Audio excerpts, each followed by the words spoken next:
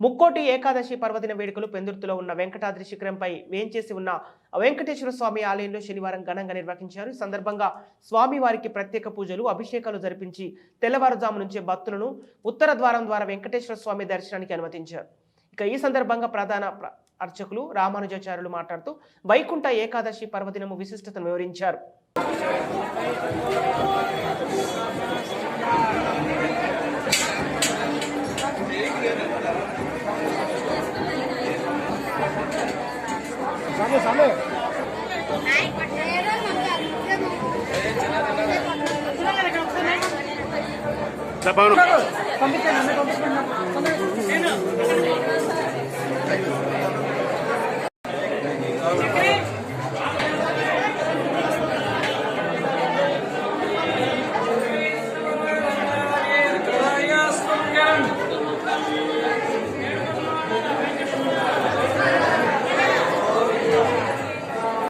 వైకుంఠ ఏకాదశి పర్వదిన ఉత్సవాన్ని నిర్వహించుకుంటున్నాం.